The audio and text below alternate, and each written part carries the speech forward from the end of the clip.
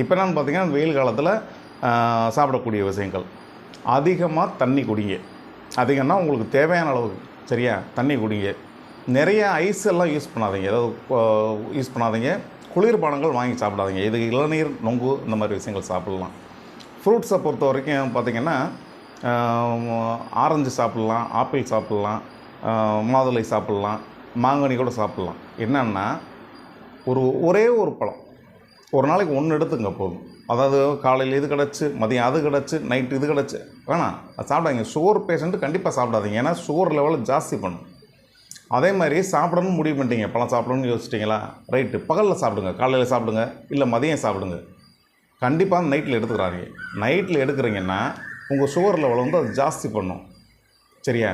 அதே மாதிரி ஆப்பிள்லாம் பார்த்திங்கன்னா நார்ச்சத்து அதிகமாக இருக்கக்கூடியது. அதேமாதிரி கிளைசிமிக் இண்டெக்ஸ் வந்து கம்மியாக இருக்கக்கூடிய ஃப்ரூட்ஸில் வந்து ஆப்பிள், ஆரஞ்சு இது எல்லாமே இருக்குது. ஸோ மாம்பழத்தோடு அதிகமாக இருக்கும், இதுகளில் கம்மி. மாதுளையும் கூட ஓகே. இதெல்லாம் எடுக்கும்போது வந்து பகலில் எடுக்கிறீங்கன்னா உங்களுக்கு டைஜஸ்ட் பண்ணுறதுக்கும் ஒரு டியூரேஷன் இருக்கும்.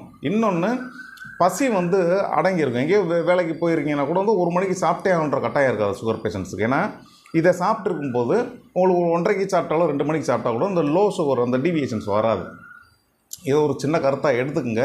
இது பொது தகவல் மட்டுமே. மற்றபடி நீங்கள் எவ்வளோ டேப்லெட்ஸ் எடுத்துக்கிட்டுறீங்க, எதுக்காக எடுத்துக்கிட்டுறீங்கலாம் லிஸ்ட்டெல்லாம் எனக்கு தெரியாது. தெரியாத விஷயங்கள் பற்றி நான் பேச விரும்பலை.